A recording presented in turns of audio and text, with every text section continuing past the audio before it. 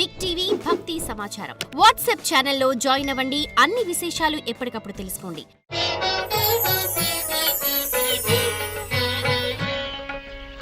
జై వీరబ్రహ్మచై గోవిందమాంబచై. నేను మీ కృష్ణమాచార్య. శ్రీ బ్రహ్మపదం ఒక వ్యక్తి యొక్క భూత భవిత వర్ధమానాలు తెలియజేసే జ్యోతిష్శాస్త్రం చాలా అద్భుతమైంది. కానీ ఓ వ్యక్తి, ఓ వ్యవస్థ, ఓ రాష్ట్రం, ఓ దేశం యావత్ ప్రపంచ భవితను ముందుగానే ఊహిస్తే, కాలచక్రంతో సహా వివరించగలిగితే అటువంటి అద్భుతమైన ఫలితాలు చెప్పగలిగిన మహనీయులు, అవతార పురుషులు జగద్గురు శ్రీమద్ విరాట్ పోతులూరి వీరబ్రహ్మేంద్ర స్వాముల వారు. ఈనాడు ప్రపంచంలో ఎక్కడ ఏ వింత జరిగినా, ఏ విచిత్రం సంభవించినా, ఏ విశ్వప్రలయం వచ్చినా గురుదేవులు వీరబ్రహ్మేంద్ర స్వాముల వారు కాలజ్ఞానంలో చెప్పారు, ఇలా జరుగుతోందని అంటూ ఉంటాం, వింటూ ఉంటాం. అటువంటి పరంపరలో 400 సంవత్సరాల క్రితమే ఈ విశ్వభవితను చెప్పిన కాలజ్ఞాని వీరబ్రహ్మేంద్ర స్వాముల వారి యొక్క కాలజ్ఞానాన్ని అనుసరించి మన దైనందిన జీవితంలో జరుగుతున్నటువంటి అనేక రకాలైన విషయాల్ని సరిపోల్చుకుంటూ సమీపమైనటువంటి భవిష్యత్తులో ఏం జరగబోతుందో తెలుసుకునేటువంటి అద్భుతమైనటువంటి ప్రయత్నాన్ని మనం చేస్తున్నాం.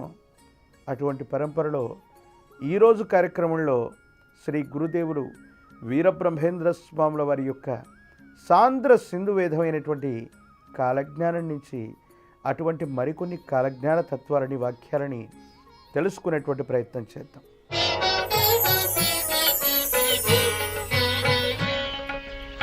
దుర్మార్గులు రాజులవుతారు, మంచి ప్రవర్తన కలవారు భయంకర కష్టాల పాలై హీనంగా మరణిస్తారు. మత కలహాలు పెరిగి ఒకరినొకరు సంహరించుకుంటారన్నటువంటి కాలజ్ఞాన తత్వాన్ని మనం వింటూ ఉంటాం. అలాగే గురుదేవుల యొక్క సాంద్ర సింధు వేదమైనటువంటి కాలజ్ఞాన మూలాన్ని తీసుకుంటే ఇలా ఉంది. మతముల పేరిట మత్సరంభులు పెరిగి మదియించుకొని కొట్టుకొని సచ్చేరయ్య, మనువు వంశము నుండి మనుషులందరూ పుట్ట మతములెన్నుండునో తెలియండయ. ఎంత గొప్ప మాట ఇది. మతాల పేరిట మత్సరాలు పెరిగి వివిధ మతాల మధ్య మత కల్లోలాలు చెలరేగుతాయని గురుదేవులు వీరబ్రహ్మేంద్ర స్వాముల వారు సాంద్ర సింధు వేదమైనటువంటి కాలజ్ఞానంలో చెప్పారు. శ్రీ గురుదేవులు 17వ శతాబ్దం యొక్క ప్రారంభంలోనే, గడిచిన 400 సంవత్సరాల క్రితమే ఈ విశ్వభవితగా చెప్పబడ్డటువంటి కాలజ్ఞానాన్ని విశేషించి గురుదేవులు చెప్పినటువంటి అద్భుతమైనటువంటి మాట ఇది. మరి ఆనాటి నుండి ఈనాటి వరకు కూడా మతముల పేరిట మత్సరంభులు పెరిగి మనుషులందరూ కూడా ఒకరినొకరు కొట్టుకొని చచ్చేటువంటి అంశాల గురించి మనం అప్పుడప్పుడు వింటూ ఉన్నాం. కానీ ప్రత్యేకించి ఈ 2025వ సంవత్సరంలో, శ్రీ విశ్వావసునామ సంవత్సరంలో ఎందుకో తెలియదు, గురుదేవులు కాలజ్ఞానంలో చెప్పినటువంటి ప్రతి మాట కూడా వాస్తవం అవుతుందేమో. ఎందుకో వీరభోగ వసంతరాయలుగా గురుదేవులు మళ్ళీ ఈ భూమి మీద అవతరించడానికి సిద్ధమైనటువంటి సమయమేమో అన్నట్టుగా ఈ పరిస్థితులు ఉన్నాయి. ప్రత్యేకించి భారత ప్రధాని మాన్యశ్రీ నరేంద్ర మోదీ గారి యొక్క నేతృత్వంలో ఉన్నటువంటి భాజపా ప్రభుత్వం వక్ఫ్ బోర్డుకు సంబంధించినటువంటి ఒక ప్రత్యేకమైనటువంటి బిల్లుని ఆమోదించినటువంటి సందర్భంగా దేశం మొత్తం కూడా ఆనందోత్సాహాలతో ఉంటున్నటువంటి సందర్భంలో భారతదేశంలో కొన్ని ప్రత్యేకమైనటువంటి ప్రాంతాల్లో మాత్రం మత కల్లోలాలు చెలరేగిపోతున్నాయి. ఇందాక మనం అనుకున్నట్టు దుర్మార్గమైనటువంటి ప్రభుత్వం, దుర్మార్గమైనటువంటి ప్రవర్తన, దుర్మార్గమైనటువంటి చిత్తం కలిగినటువంటి వ్యక్తులు ప్రభుత్వ అధినేతలు అవుతున్నారు. ఇక్కడ రాజులు అవ్వడం అంటే ఈ ప్రజల చేత ప్రజల కొరకు ఎన్నుకోబడ్డటువంటి ప్రజాస్వామ్య వ్యవస్థలో ప్రభుత్వ అధినేతల్ని మనం రాజులుగా భావన చేయొచ్చు. శ్రీ గురుదేవులు చెప్పినటువంటి ఈ మాటను అనుసరించి చూస్తే భారతావనిలో ప్రత్యేకించి ఒక విశేషవంతమైనటువంటి సరిహద్దు ప్రాంతం కలిగినటువంటి ఒక రాష్ట్రం, విశేషించి అఖండ భారతావనిగా మనం అనుకుంటున్నటువంటి భారతదేశంలో పశ్చిమ బెంగాల్కి అటు ఇటుగా ఓవైపేమో బంగ్లాదేశ్, మరోవైపేమో పశ్చిమ బెంగాల్, ఈ సరిహద్దు ప్రాంతంలో మతముల పేరిట మత్సరాలు పెరిగిపోతున్నాయి. కొంతమంది ఉద్దేశపూర్వకమైన చర్యల వల్ల దుర్మార్గమైనటువంటి చిత్తం, ప్రవర్ధన కలిగినటువంటి వ్యక్తులు రాజులవుతున్నటువంటి సందర్భం. కొంతమంది ప్రభుత్వ అధినేతలవచ్చు, ప్రభుత్వాన్ని నడిపేటువంటి పెద్దలవచ్చు, అక్కడ ఉన్నటువంటి మమతా బెనర్జీ గారు అవ్వచ్చు, వారి నేతృత్వంలో ఉన్నటువంటి ప్రభుత్వ వ్యవస్థలో ఉన్నటువంటి వాళ్ళు దుర్మార్గమైనటువంటి ప్రవర్తన కారణంగా ఎంతోమంది అభం శుభం తెలియనటువంటి వాళ్ళని, ధర్మం కోసం నిలబడుతున్నటువంటి వాళ్ళని నడి రోడ్డు మీద పైశాచికంగా హత్యలు చేస్తున్నా కూడా ఏమీ చేయలేనటువంటి నిస్సహాయమైనటువంటి పరిస్థితుల్లో మనం ఉంటున్నాం. ప్రభుత్వాలు కూడా ఎందుకో ఈ చర్యలకు స్పందన లేనటువంటి పరిస్థితిని చూస్తున్నాం. దీన్ని దుష్టమైనటువంటి ప్రభుత్వం అనాలా, అధర్మపూరితమైనటువంటి ధోరణి అవ్వాలా, లేదా కలిమాయా పురుషుడి యొక్క శక్తి వల్ల ఇలా జరుగుతుందో అర్థం కాదు. సరిగ్గా ఇదే విశ్వావసునామ సంవత్సరం, ఇదే 2025వ సంవత్సరంలో పశ్చిమ బెంగాల్లో వక్ఫ్ బోర్డు బిల్లు యొక్క సారాంశాన్ని అనుసరించి ఇష్టం ఉన్నవాళ్ళు సంబరాలు జరుపుకుంటే, ఇష్టం లేనటువంటి వ్యక్తులు మత కల్లోలాలు ప్రారంభం చేశారు. ఎంతోమంది వ్యక్తులు గాయాల పాలవుతుంటే, కొందరు మరణిస్తూ ఉంటే, అత్యవసరమైనటువంటి పరిస్థితుల్లో కేంద్ర బలగాలు అక్కడికి వెళ్ళి సమస్యని సర్దుబాటు చేయవలసినటువంటి పరిస్థితి వస్తుంది. ఇలాంటి పరిస్థితుల నేపథ్యంలో కేవలం ఆ బెంగాల్ రాష్ట్రానికే కాదు, ఈ తాకిడి ఉభయ తెలుగు రాష్ట్రాల వరకు, భారతదేశంలో ఉన్నటువంటి 29 రాష్ట్రాల్లో మెల్లమెల్లగా ఈ మత ఛాందసవాదులు పెరిగిపోతున్నారు. మూర్ఖమైనటువంటి ఆలోచనల ధోరణులతో అన్నదమ్ములుగా ఉన్నటువంటి సనాతనమైనటువంటి ధర్మం, ప్రత్యేకించి ఇతర మతాల మధ్య ఎందుకో తెలియదు ఈ కుమ్ములాటలు మొదలైపోయాయి. తప్పనిసరిగా ఇది మతముల పేరిట మత్సరంబులు పెరిగి మదించి కొట్టుకొని సచ్చేరయానని గురుదేవులుగా చెప్పినట్టుగా ఈ విశ్వావసునామ సంవత్సరంలో ఈ భారతావనిలో ఒక గొప్ప మత కల్లోలం ప్రారంభం కాబోతుందేమో. దీనికి కారణాలు ఎవరైనా అయి ఉండొచ్చు, కానీ ఈ మతోన్మాద శక్తుల యొక్క స్థితిగతులు ఎలా ఉంటాయంటే, మతం అన్నటువంటిది మనిషి జీవించడానికి సరైనటువంటి ధర్మాల్ని బోధించేదై ఉండాలి తప్ప, మతం అనేటువంటి విషం, మతం అనేటువంటి మత్తు తలకెక్కితే ఇక తలలు తెగిపడే వరకు కూడా మనిషి ఊరుకోడన్నటువంటిది చరిత్ర చెప్పినటువంటి విశేషవంతమైనటువంటి సాక్ష్యం. ప్రత్యేకించి ఇదే మతాలు పేరిట మనం మదించి కొట్టుకొని చనిపోతున్నాం. కానీ మనువు వంశము నుండి మనుషులందరూ పుట్ట, మతములు ఎన్నుండునో తెలియండగా. మనందరికీ కూడా తెలిసినటువంటి మనువంశము నుండి, స్వారౌచి సమన సంభవం నుండి, ఇక్ష్వాస వంశం నుండి మిగతా మనువుల యొక్క సంతతిగా మనుషులందరూ పుట్టగా, ఇక మతాలు ఎక్కడి నుంచి వచ్చాయో తెలీదు. మన పూర్వీకులందరికీ కూడా ఒకే మనువు నుండి, సప్త ఋషుల నుండి వాళ్ళ యొక్క సంతతిగా మనం ఉద్భవిస్తే ఇన్ని మతాలు ఎక్కడి నుంచి వచ్చాయో తెలీదు. ఇలాంటి దుష్టులు రాజులవుతారు, ప్రభుత్వ అధినేతలు అవుతారు. ప్రత్యేకించి మతం తలకెక్కి తలలు తెగి పరే వరకు కూడా పరిపాలన కొనసాగిస్తారని గురుదేవులు చెప్పినట్టే చరిత్రలో మరో సాక్ష్యం ఉంది. ప్రత్యేకించి మంచి ప్రవర్తన కలిగిన వాళ్ళు, ధర్మం కోసం నిలబడేవాళ్ళు భయంకరమైనటువంటి కష్టాల పాలవుతారు. ఎలాగో తెలుసా?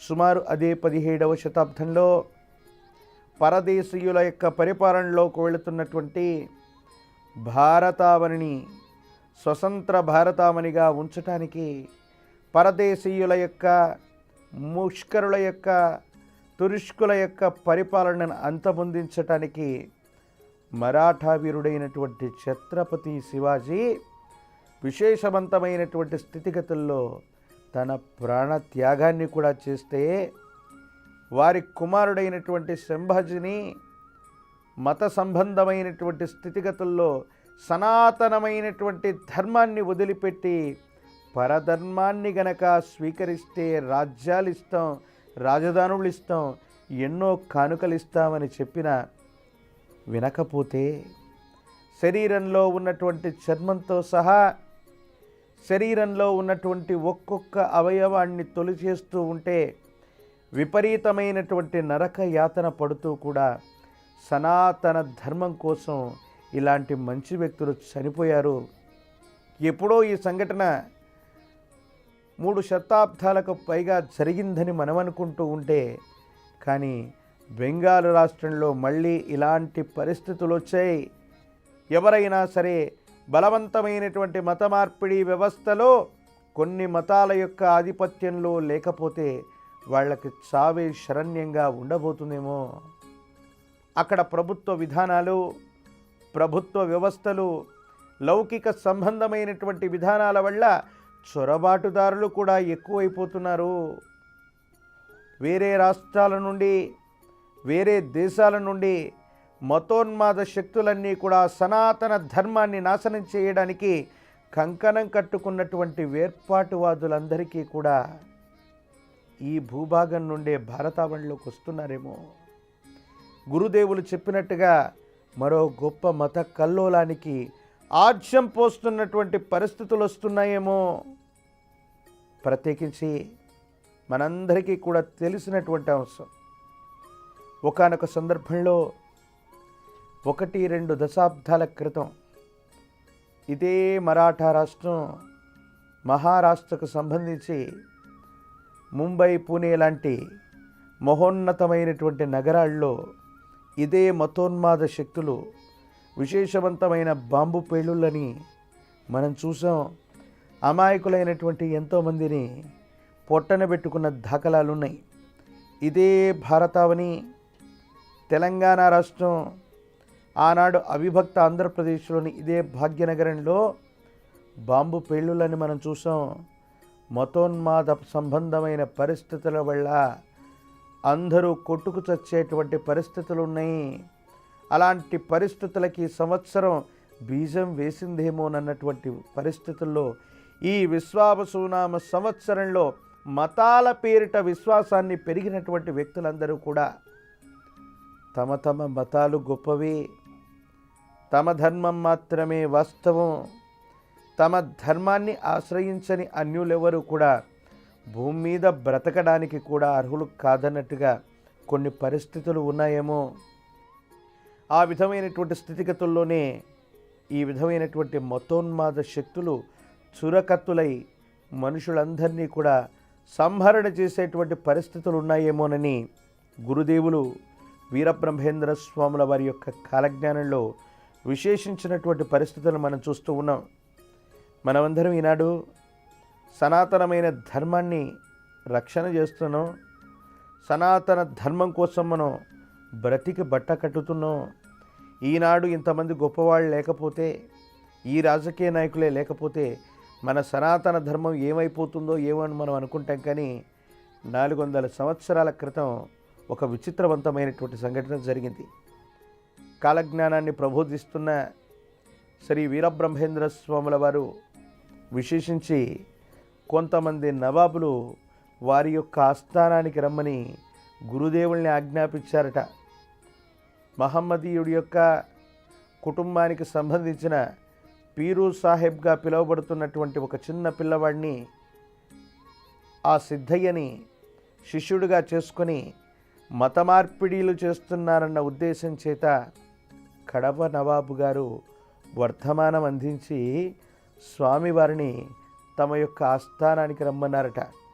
కేవలం కడప నవాబు గారే కాదు, బనగానుపల్లి నవాబు గారు, ఇతర ప్రాంతాలకు సంబంధించిన నవాబులు, ప్రత్యేకించి ఇదే భాగ్యనగరానికి సంబంధించిన గోల్కొండ నవాబు కూడా శ్రీ గురుదేవులు వీరబ్రహ్మేంద్ర స్వాముల వారిని తమ ఆస్థానానికి పిలిపించుకొని వారిని అపహాస్యం చేయాలనో, వారి మహిమ చూడాలనో, ఏదో రకంగా వారిని మందలించి మన ధర్మాన్ని నాశనం చేయాలన్నటువంటి మూర్ఖమైనటువంటి ఆలోచనతో ఉంటూ శ్రీ గురుదేవులు వీరబ్రహ్మేంద్ర స్వాముల వారు ఇలాంటి ముష్కరుల యొక్క ఆస్థానానికి వెళ్ళినటువంటి సందర్భంలో గోవు యొక్క మాంసాన్ని తీసుకొచ్చి దాన్ని స్వీకరించి స్వామివారిని ప్రసన్నుడు గమ్మని చెబితే స్వామివారి యొక్క మంత్రజలాన్ని సంప్రోక్షణ చేస్తే కదలీ ఫలాలుగా మారిపోయాయని పెద్దలు చెప్తూ ఉంటారు.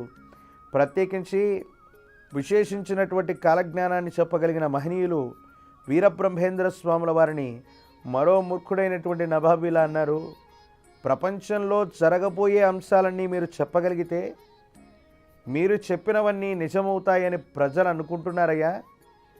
మా యొక్క ఆస్థానంలో గర్భస్థ శిశువును మోస్తున్నటువంటి గుర్రం ఒకటి ఉంది. కొన్ని నెలల తర్వాత ఇది ప్రసవిస్తే మగ గుర్రం పుడుతుందా, ఆడగుర్రం పుడుతుందా? ఈ చిన్న ప్రశ్నకు నువ్వు సమాధానం చెప్పగలవా?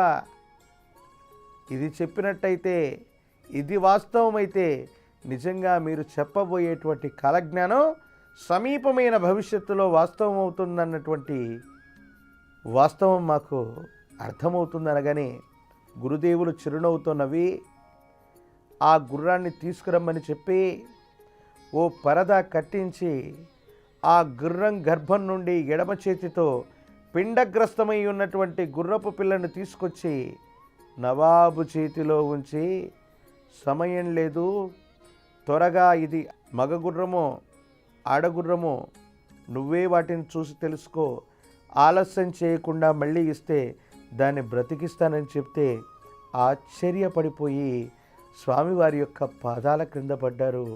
పాదాలు పట్టుకుంటే సనాతనమైన ధర్మం యొక్క వైశిష్ట్యాన్ని తెలుపుతూ పరమత సహనాన్ని పాటించినటువంటి గురుదేవులు సనాతన ధర్మం జోలికి రావద్దని, మీ పరిపాలన మీరు చేసుకోండి తప్ప బలవంతమైనటువంటి మత మార్పిడిలు చేయొద్దని గురుదేవులు చెప్తే ఆ మహనీయుడి యొక్క మాటలే శిరోధార్యంగా వలచి ఆ స్వామివారి యొక్క మహత్యం చేత 400 సంవత్సరాల క్రితమే పరదేశీయులుగా మారిపోవలసినటువంటి మనమందరం కూడా ఇంకా సనాతన ధర్మంలో బ్రతికి బట్ట కడుతున్నామంటే గురుదేవులు ఈ ఉభయ తెలుగు రాష్ట్రాల అవల ప్రత్యేకించి దక్షిణ భారతదేశంలో వివిధ ప్రాంతాల్లో గురుదేవులు సంచరించి ఈ ధర్మ విజయం చేయటం వల్లనే ఈ సనాతన ధర్మం అన్నటువంటిది ఇంకా పరిడవిల్లుతోంది. కానీ గురుదేవులు కాలజ్ఞానమైన సాంద్ర సింధువేదమైనటువంటి కాలజ్ఞానంలో చెప్పిన ఈ మాట వింటుంటే నిజంగా మళ్ళీ సనాతన ధర్మానికి బీటలు వారతాయేమో, మతాల పేరిట మత్సరంబులు పెరిగేటువంటి పరిస్థితి వస్తుందేమో. ప్రత్యేకించి ఇదే విశ్వావసునామ సంవత్సరంలో ఎన్నో దుర్ఘటనలు జరుగుతున్నటువంటి సందర్భాన్ని చూసాం. కలియుగంలో 5126వ సంవత్సరంగా ప్రఖ్యాతి నొందినటువంటి శ్రీ విశ్వావసునామ సంవత్సరంలో మరికొన్ని విచిత్రవంతమైనటువంటి పరిస్థితులతో పాటు ఈ ప్రళయానికి నాంది ప్రస్తావనగా మారతాయేమో. భారతావనే కాదు, ప్రపంచ దేశాల మధ్య మతాల పేరిట మత్సరాలు పెరిగిపోతున్నాయి. ప్రపంచంలో ఇదే మతోన్మాద సమస్య వల్ల సంవత్సరాలు దాటి 2 ప్రధానమైనటువంటి దేశాల మధ్య యుద్ధం జరుగుతున్న వాతావరణాన్ని మనం చూస్తూ ఉన్నాం. శాంతియుతమైనటువంటి చర్చలు ఒకవైపు చేస్తూనే యుద్ధం అన్నటువంటిది నిర్విరామంగా కొనసాగుతున్నటువంటి పరిస్థితులు మనం చూస్తున్నాం. ఉక్రెయిన్కి రష్యాకి మధ్య ఉన్నటువంటి ఇబ్బందులను చూస్తూ ఉన్నాం. ప్రత్యేకించి కొన్ని దేశాలు మత సంబంధమైనటువంటి ప్రాతిపదికన ఆయా దేశాల మధ్య సహాయాన్ని చేస్తూ ఉన్నటువంటి ఇబ్బందిని మరికొంచెం పెంచేటువంటి ప్రయత్నాన్ని చూస్తున్నాం. గురుదేవులు వీరబ్రహ్మేంద్ర స్వాముల వారి యొక్క ఈ కాలజ్ఞాన తత్వాన్ని అనుసరించి చూస్తే అది మరో విశేషవంతమైనటువంటి ప్రపంచ యుద్ధానికి కూడా నాంది ప్రస్తావనయ్యే అవకాశం ఉంది. అగ్రరాజ్యాలుగా పిలువబడుతున్నటువంటి దేశాలు కూడా ఈ మతోన్మాద సమస్య వల్ల ఒకవైపుగా ఏర్పడి కొన్ని కూటములుగా ఏర్పడి కొట్లాడుకునేటువంటి పరిస్థితికి ఇది నాంది ప్రస్తావన అవుతుంది.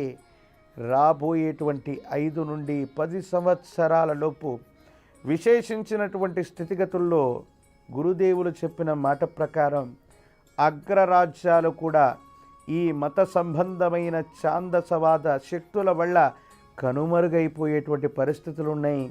గొప్ప గొప్ప యుద్ధాలు వస్తాయి. ఇది కేవలం ఉభయ తెలుగు రాష్ట్రాలకో, భారతదేశంలోని పశ్చిమ బెంగాల్కో, ఇతర రాష్ట్రాలకు మాత్రమే సంబంధించిన విషబీజం కాదిది. సమీపమైనటువంటి భవిష్యత్తులో ప్రపంచం మొత్తం కూడా ఈ మత సంబంధమైన ఛాందసవాద శక్తుల వల్ల, విపరీతమైనటువంటి పోకడల వల్ల ఇబ్బందులు కలగబోతున్నాయని గురుదేవులు వీరబ్రహ్మేంద్ర స్వాముల వారు కాలజ్ఞానంలో చెప్పినటువంటి మాటలు మరొక్కసారి నిజమవుతున్నట్టుగానే మన కళ్ళ ముందు కదలాడుతున్నటువంటి ఎన్నో సందర్భాలు మనకు వాస్తవాన్ని తెలియజేస్తుంటాయి.